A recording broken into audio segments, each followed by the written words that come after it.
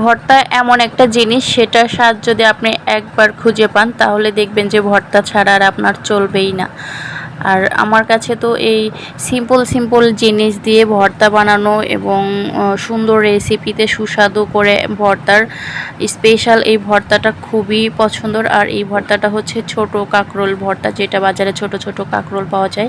সেই কাঁকরোলের ভর্তা আজকে আমি রেসিপিটা আপনাদের শেয়ার করব, সবাই দেখবেন, অবশ্যই ভালো লাগবে। হ্যালো এভরিওয়ান, আসসালামু আলাইকুম। সবাইকে আবারও একটা নতুন ব্লগে স্বাগতম। আর এই ভর্তার জন্য আমি 6টা ছোট সাইজের কাঁকরোল নিয়েছি। কাঁকরোলগুলো একটু হলুদ টাইপের ছিল, এটা নষ্ট হওয়ার কারণে না, এটার কালারই ছিল এরকম।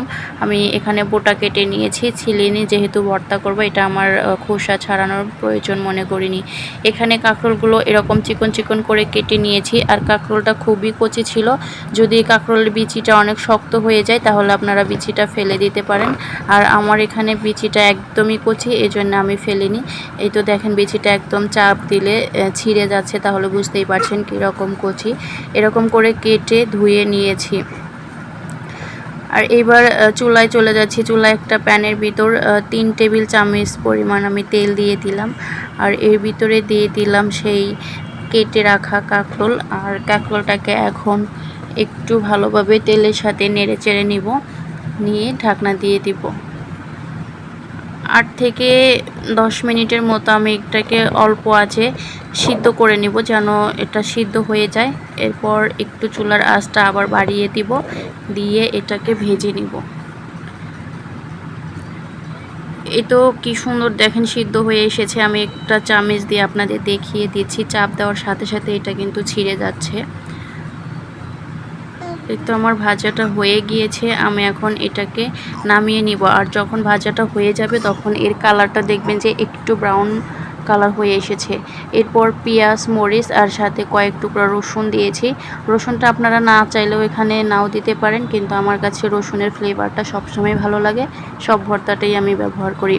এই তো ভেজে রাখা কাঁকরোল, আর এখানে রসুন, পেঁয়াজ ভাজা, কাঁচামরিচ ভাজা, আর সাথে আমি দিয়েছি 3টা শুকনা মরিচ। আর শুকনা মরিচ কিন্তু ভর্তাতে খেতে অনেক ভালো লাগে আমার কাছে। আর শুকনা মরিচ এইভাবে আলাদা করে ভেজে আমি সবসময় একটা কাচের ঝাড়ে তুলে রেখে দিই, ভর্তা করার সময় ওখান থেকে 2-3টা নিয়ে নেই।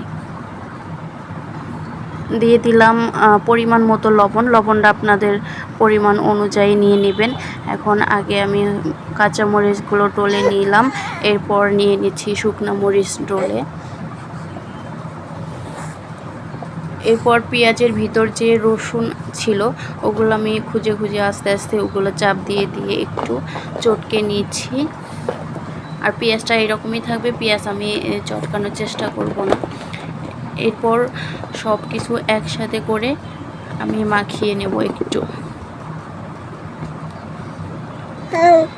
অনেক সুন্দর কাঁকরোলটা সিদ্ধ হয়েছে, একদম চাপ দেওয়ার সাথে সাথে এটা চটকে যাচ্ছে। আর এখন আমি নিয়ে নেব একটু কাঁচা সরিষার তেল। আর যে কোনো ভর্তাতে কিন্তু কাঁচা সরিষার তেল যেমন একটা ফ্লেভার নিয়ে আসে, তেমনি আবার স্বাদটাকেও বাড়িয়ে দেয়। এখানে আমি অল্প পরিমাণ সরিষার তেল নিয়েছি, যেহেতু এটা আগেই ভাজি করা ছিল তেলের ভিতরে।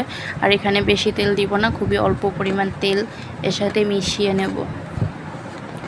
তেল মিশিয়ে আবার সবগুলোকে একসাথে চটকে নিয়ে একটু মাখিয়ে নেব।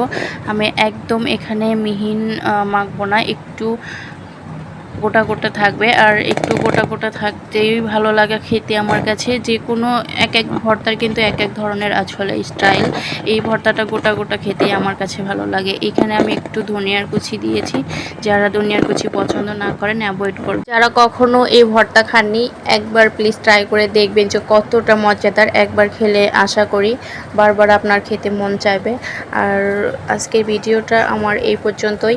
শেষ পর্যন্ত আমার ভর্তাটা কেমন হয়েছিল অবশ্যই কিন্তু জানাবেন। একটু শুকনা মরিচ কুচি করে আমি ডেকোরেশন করার জন্য দিয়েছি।